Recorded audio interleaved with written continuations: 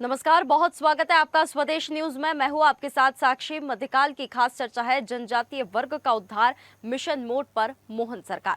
दरअसल मध्य प्रदेश भारत का एक ऐसा राज्य है जहां बड़ी संख्या में जनजातीय समुदाय निवास करते हैं। इन समुदायों के सामाजिक, आर्थिक और शैक्षणिक विकास के लिए मध्य प्रदेश सरकार नई नई योजनाओं के प्रभावी क्रियान्वयन के लिए काम कर रही है। सरकार राज्य के 21.10% जनजातीय आबादी के सामाजिक और आर्थिक उत्थान के लिए प्रतिबद्ध है और सामाजिक न्याय समावेशी विकास की दिशा में अहम कदम उठा रही है, जिससे जनजातीय समुदाय का समग्र विकास हो रहा है और वो समाज की मुख्य धारा में सशक्त रूप से भागीदारी कर रहे हैं। मध्य प्रदेश में 15 नवंबर को जनजातीय गौरव दिवस के रूप में मनाना सरकार की एक बड़ी पहचान बन गई है।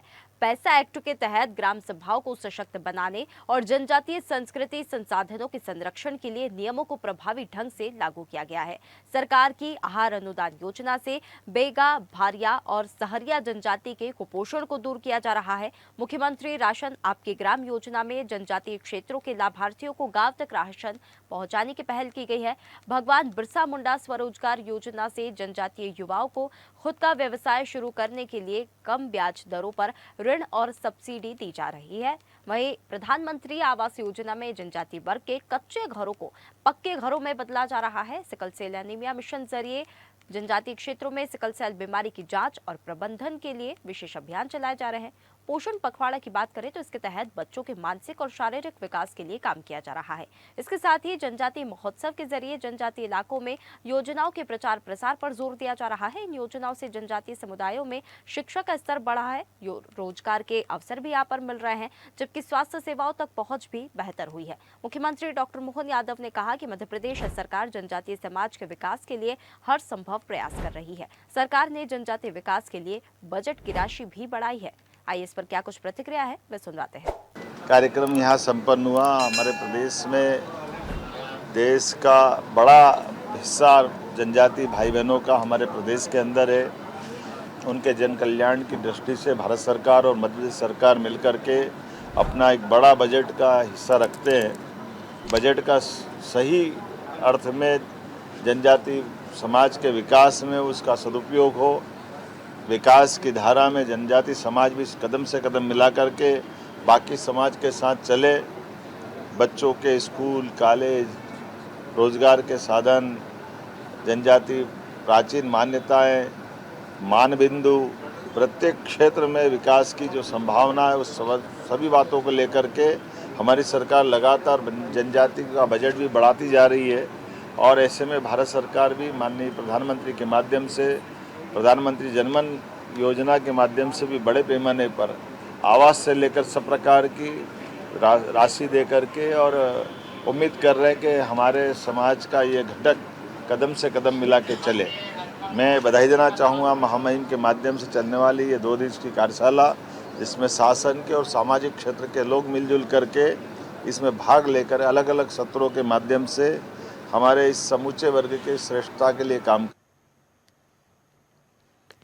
तो देखिए, जनजातीय वर्ग का उद्धार यहाँ पर हो रहा है। मिशन मोड पर मोहन सरकार यहाँ पर नजर आ रही है। और मध्य प्रदेश की बात करें तो करीब 21% आबादी जो है जनजाति है, उसे लेकर भी ध्यान में रखते हुए कई योजनाएं, कई पहले मोहन सरकार यहाँ पर कर रही है। इस पर खास चर्चा हम करेंगे। कुछ मेहमान हमारे साथ जुड़ गए हैं। वरिष्ठ पत्रकार डॉक्टर भूपेंद्र सुल्लेरे हमारे साथ जुड़ गए हैं। बहुत स्वागत है भूपेंद्र जी आपका हमारे साथ जुड़ने के लिए। इन्हीं के साथ रमेश शर्मा वरिष्ठ पत्रकार हमारे साथ जुड़ गए हैं। बहुत स्वागत है रमेश जी आपका भी हमारे साथ जुड़ने के लिए। समाज सेवी डॉक्टर A.K. द्विवेदी कुछ ही देर में हमारे साथ जुड़ेंगे, उनका भी बहुत स्वागत है हमारे साथ जुड़ने के लिए। चर्चा की शुरुआत भूपेंद्र जी आपके साथ करना चाहेंगे। मध्य प्रदेश की अगर हम बात करें तो करीब 21% के लगभग जो है आबादी जनजाति है और सरकार जो अप्रोच कर रही है, लगातार अब सभी वर्गों को साधने की कोशिश कर रही है। योजनाएं भी जो चलाई जा रही है जनजातीय वर्ग के लिए, कितनी ज्यादा यहाँ पर प्रभावी यहाँ पर नजर आ रही है और कितनी ज्यादा स्ट्रक्चर्ड यहाँ पर है और किस प्रकार से इनका क्रियान्वयन हो रहा है और क्या बदलाव देखने के लिए मिल रहे हैं।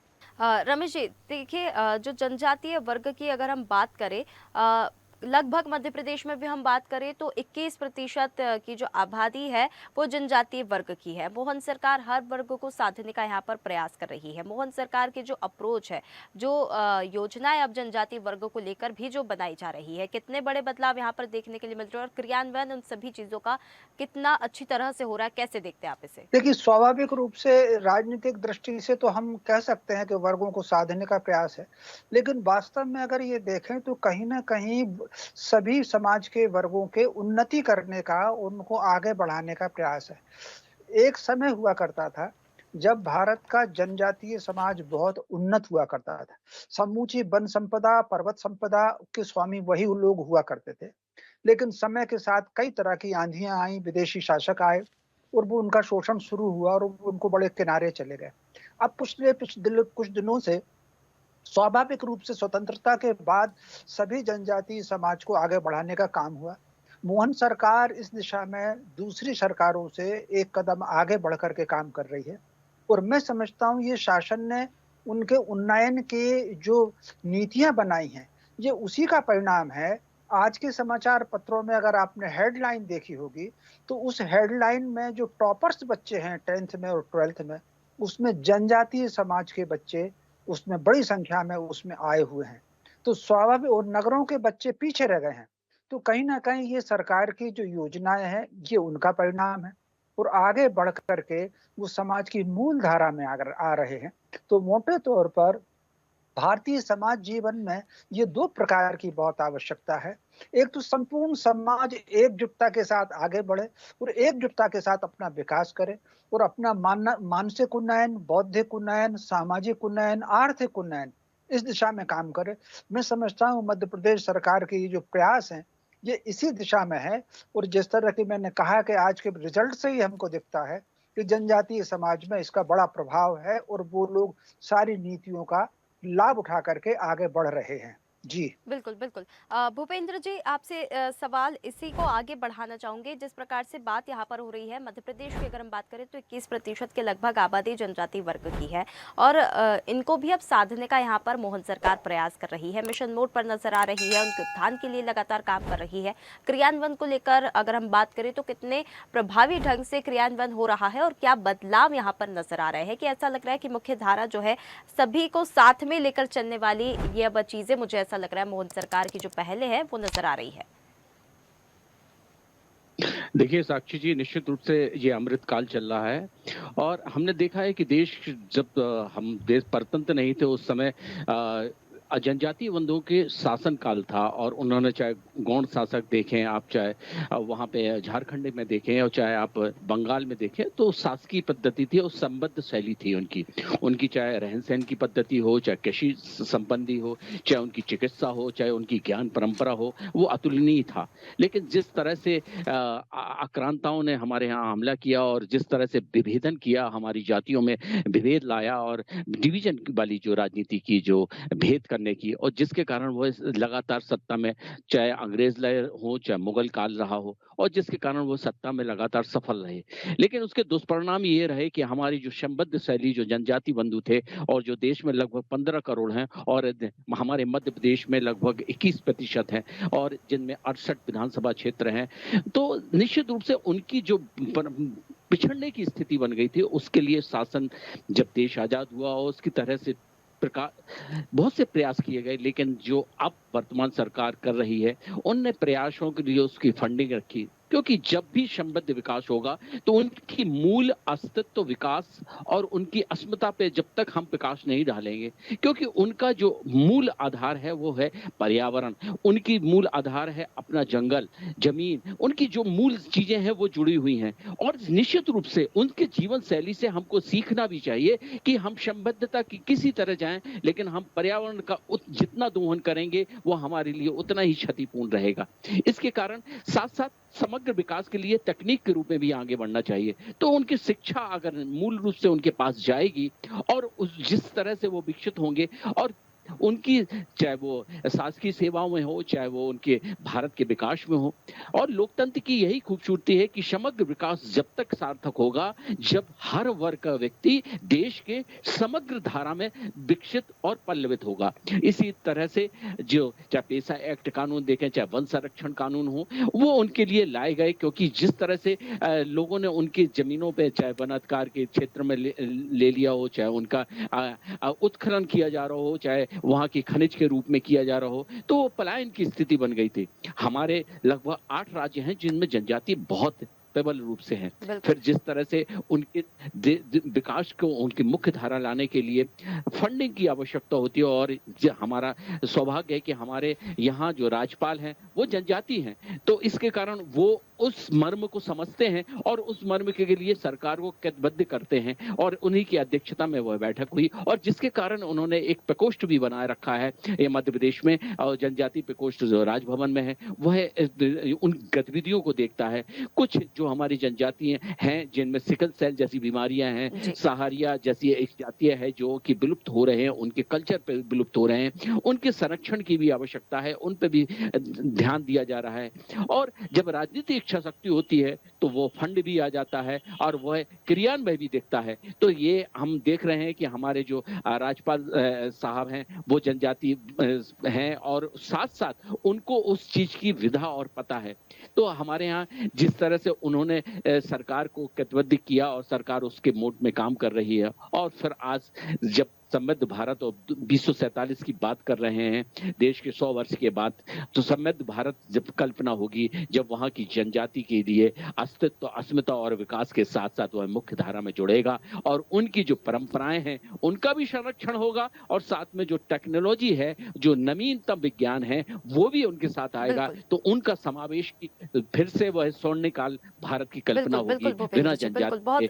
बिल्कुल आपकी बात से पूरी तरह से मैं सहमत हूँ। डॉक्टर द्विवेदी, देखिए आपने दोनों की बातें यहाँ पर सुनी है, प्रतिक्रिया यहाँ पर सुनी है। जनजातीय आबादी की यहाँ पर हम बात कर रहे हैं। मध्य प्रदेश की अगर हम बात करें तो 21% के लगभग आबादी जो है जनजातीय आबादी है। उनके पुनरुत्थान के लेकर जो है सरकार काम कर रही है, योजनाएं जो चला रही है, जितनी भी नीतियां चला रही है, कितने प्रभावी ढंग से वो वाकई में अप्लाई हो रही है, क्रियान्वयन सही ढंग से हो रहा है, सारी चीजों की पूर्ति यहाँ पर हो रही है, कैसे देखते हैं आप इसे? साक्षी जी, आपने जो बात कही और जो हम मेरे से पूर्व वक्ताओं ने कही, मैं दोनों को साथ में लेकर के आपको बताना चाहता हूं कि चूंकि मैं इंदौर में एक होम्योपैथिक चिकित्सक हूं, मैं आयुष मंत्रालय भारत सरकार का सदस्य हूं, केंद्रीय होम्योपैथिक अनुसंधान परिषद में हम लोग सिकल सेल एनीमिया बीमारी के लिए बहुत सारा कार्य कर, इसके साथ ही मैं देवी अहिल्या विश्वविद्यालय में कार्य परिषद का सदस्य हूं, जो माननीय मंगू भाई पटेल जी ने बनाया है, गवर्नर नॉमिनी मेंबर हूं। हमारे यहाँ देवी अहिल्या विश्वविद्यालय में हम लोगों ने जनजातीय अध्ययनशाला बनाया, स्कूल ऑफ ट्राइबल स्टडीज, जिसका 2 वर्ष पूर्व माननीय राज्यपाल महोदय ने ही उद्घाटन किया था। उस समय कुलगुरु जो थी वो जैन मैडम थी, और उसके बाद अभी जो वर्तमान कुलगुरु हैं वो ये देखना चाह रहे हैं, प्रयास कर रहे हैं कि जो हमारा स्कूल ऑफ ट्राइबल स्टडीज है, जो जनजातीय अध्ययनशाला है, उसमें जो कोर्स पढ़ाया जा रहा है एमए कोर्स के बाद, उसको हम लोग यूजीसी से अप्रूव कराएंगे, और उनका प्लेसमेंट के लिए हम लोग बहुत सारा प्रयास कर रहे हैं। तो ये तो बात हुई कि जो अध्ययन की बात चल रही थी कि ट्राइबल स्टडीज को कैसे बेहतर करना है, तो ऑलरेडी हम लोग कर रहे हैं। मैं being a member of DABB executive council में आपको ये बताना चाहता हूँ, हो सकता है मध्य प्रदेश के और जिले के लोगों को ये बात पता ना हो कि देवी अहिल्या विश्वविद्यालय में जनजातीय अध्ययनशाला है, स्कूल ऑफ ट्राइबल स्टडीज, जहाँ पे 2 वर्ष का एमए कोर्स चलाया जाता है, और अब उस एमए के कोर्स के लिए प्लेसमेंट के लिए भी हम लोग प्रयास कर रहे हैं कि जो छात्र यहाँ से पढ़ करके निकले उनको हम किस तरीके से प्लेसमेंट दिला सकें। हमारा जो इंदौर है उसके आसपास का जितना भी बेल्ट है, धार, झाबुआ, राजगढ़, बलवानी, इन जिलों में काफी सारा जनजातीय बहुल क्षेत्र है। मैं खुद भी बड़वानी के माता कजली, वहां पे जो बनवासी आश्रम है वहां पर गया था, एक रात्रि वहां पे रुक करके, और अगले दिन काफी सारे मरीजों को देखा था। उसमें लगभग मैंने 150 लोगों को देखा होगा, जिसमें से कम से कम 15-20 लोगों को सिकल सेल की बीमारी थी। एक ही परिवार में 4-4 लोगों को सिकल सेल की बीमारी थी, जिसका मुख्य कारण ये था कि छुपा करके शादी हो गई। लड़के को पता था कि उसको सिकल सेल की बीमारी है, लड़की को भी पता था कि उसको सिकल सेल की बीमारी है, लेकिन दोनों ने एक दूसरे को बताया नहीं। उनकी आपस में शादी हो गई। जब उनके बच्चे पैदा हुए, तो जब छोटे वाला बच्चा, मतलब 2 बच्चे पैदा हो गए, जब छोटा बच्चा पैदा हुआ और उसको तबीयत खराब हुई, डॉक्टर को दिखाने गए तो उसका जांच हुआ तो उसको सिकल सेल एनीमिया निकला। जो बड़ा बच्चा था उसका भी जांच हुआ, उसको भी सिकल सेल एनीमिया निकला। फिर उनके मम्मी पापा का जांच हुआ तो उनको भी सिकल सेल एनीमिया था। तो जनजातीय बहुल जो क्षेत्र है उसमें ये जो अभी भी छुपा करके शादी करने की परंपरा है, इससे पीढ़ी दर पीढ़ी बीमारी बढ़ती जा रही है। और हमारे देश के प्रधानमंत्री नरेंद्र मोदी जी बहुत चिंतित हैं इस बात को लेकर के। वो चाहते हैं कि 2047 के बाद एक भी बच्चा देश में सिकल सेल एनीमिया का पैदा ही न हो। मैं आपको बताना चाहता हूं, 10 जनवरी 2023 को जब देश की माननीय राष्ट्रपति जी इंदौर आई थी, तो उन्होंने मुझे बुलाया था कि क्या सिकल सेल बीमारी होम्योपैथी से ठीक हो सकती है।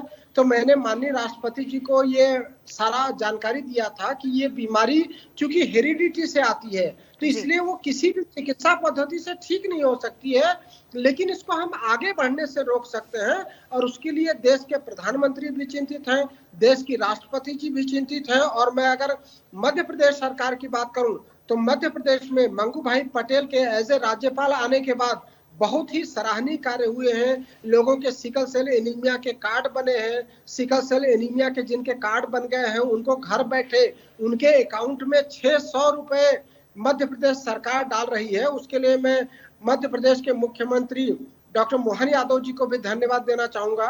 मैं अभी राज्य भवन में, जो लोक भवन में ट्राइबल डिपार्टमेंट की बात चल रही थी, तो एक बार वहां बैठक का आयोजित किया था माननीय गवर्नर साहब ने, और मुझे भी बुलाया था बतौर स्पेशलिस्ट। तो मैंने जाकर के वहां देखा जिस तरीके से हमारे गवर्नर साहब प्रयास कर रहे हैं सिकल सेल एनीमिया के लिए, वो बहुत सराहनीय है।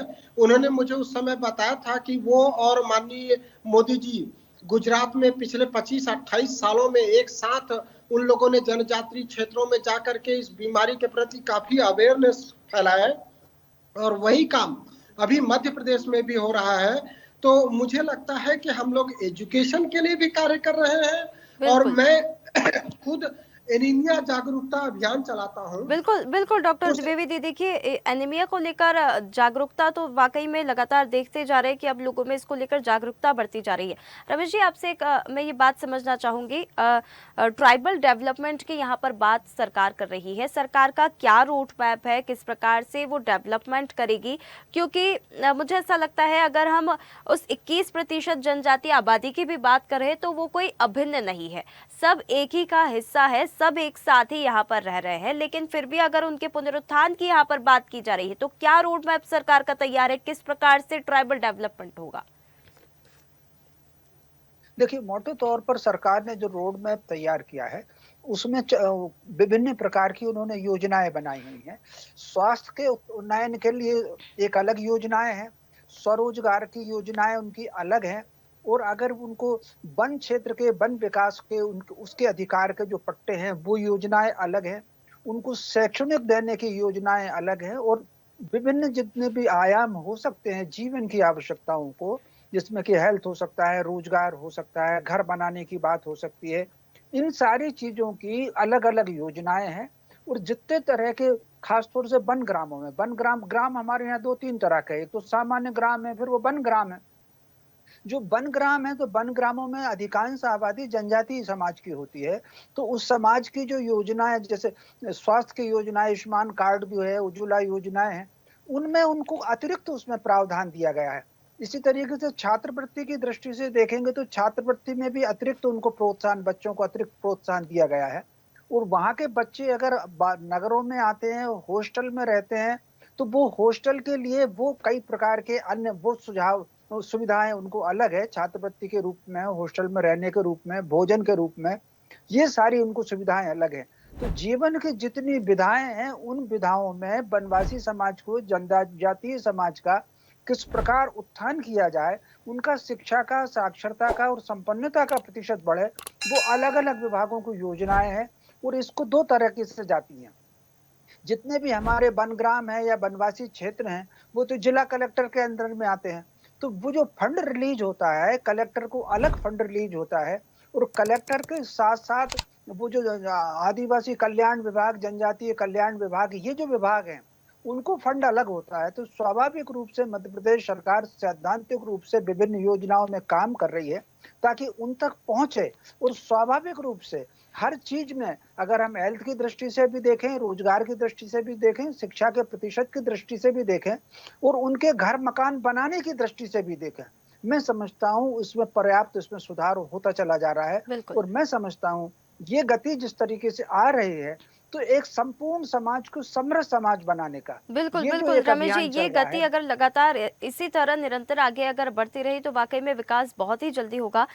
भूपेंद्र जी, एक चीज़ और मैं समझना चाहूँगी, जनजातीय आबादी के विकास को लेकर भी अगर बात हो रही है, पुनरुत्थान को लेकर भी बात हो रही है, क्योंकि सारी योजनाएं यहाँ पर है, चाहे पैसा एक्ट की बात हो, चाहे उनके स्वास्थ्य को लेकर बात हो, शिक्षा को लेकर बात हो, स्वरोजगार को लेकर बात हो, उनके रोजगार को लेकर बात हो, बिरसा मुंडा जो स्वरोजगार योजना है वो भी बात हो, जितनी भी सारी योजना है उनका लाभ किस प्रकार से डाटा के हिसाब से भी हम देखें तो उन वर्ग के लोगों को मिल रहा है, और क्या वाकई में अब वो ऐसा महसूस कर रहे हैं कि हाँ वो भी अब सभी की तरह एक साथ मिलकर अब इस भारत के जो विकास है, मध्य प्रदेश का जो विकास है उसमें वो भी अपना योगदान दे रहे हैं, वो भी इसमें भागीदार है।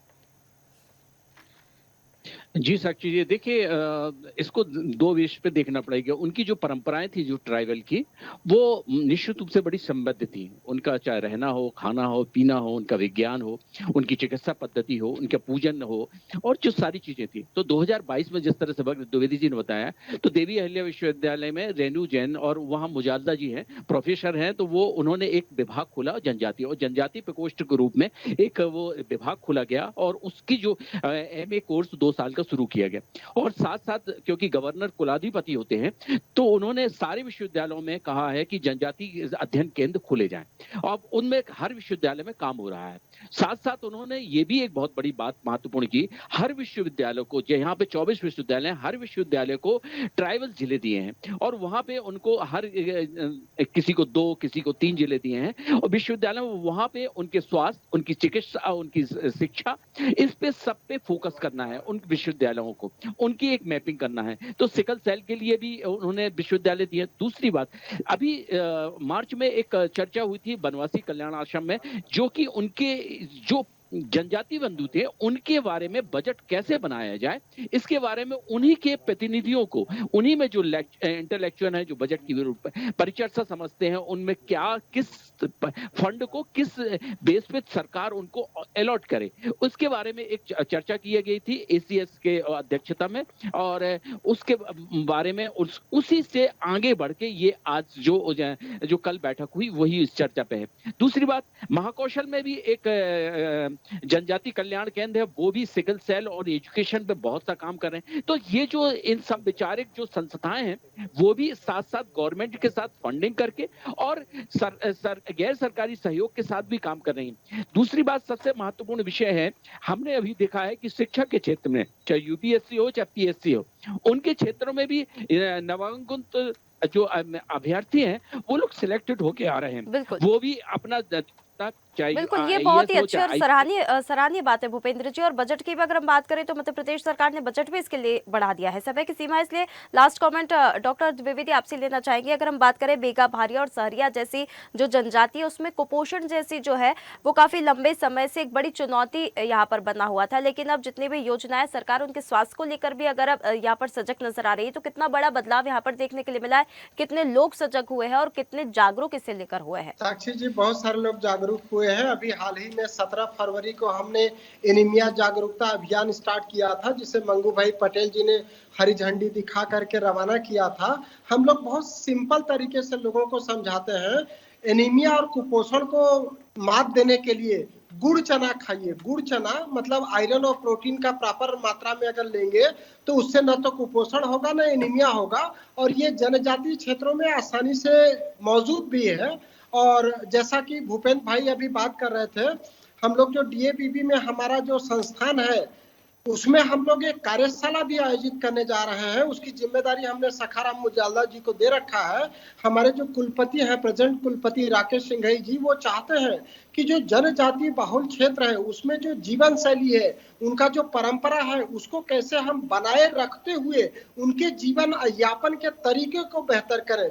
वो उस अपनी चिकित्सा क्या करते हैं उसको हम जाने और देश भर से विशेषज्ञों को बुलाएं जो उनमें क्या सुधार कर सकते हैं वो समझाएं। बिल्कुल तो बिल्कुल हम डॉक्टर लोग द्विवेदी, देखिए समय की सीमा इसलिए रोकना चाहूंगी, और यदि आप जैसे लोग अगर है और संस्थाएं अगर है और मध्य प्रदेश सरकार का भी यहाँ पर साथ है, तो वाकई में जो विकास है वो और ज्यादा तेज गति से यहाँ पर होगा। और सभी आबादी, जितनी भी आबादी, सभी साथ मिलकर अगर चलेंगे तो विकास और भी ज्यादा तेजी से और बहुत जल्दी और बहुत अच्छे से पॉजिटिव उसके रिजल्ट भी देखने के लिए मिलेंगे। बहुत धन्यवाद आप तीनों मेहमानों का हमारे साथ जुड़ने के लिए। तो देखिए, जनजातीय वर्ग के उद्धार की यहाँ पर बात हो रही है और मिशन मोड पर मोहन सरकार यहाँ पर नजर भी आ रही है। ट्राइबल कम्युनिटी के डेवलपमेंट को लेकर अगर यहाँ पर बात की जा रही है तो उसको लेकर बजट भी बनाया गया है, योजनाएं भी बनाई जा रही है, नीतियां भी बनाई जा रही है और क्रियान्वयन भी उनका लगातार देखने के लिए मिल रहा है कि प्रॉपर तरीके से हो रहा है।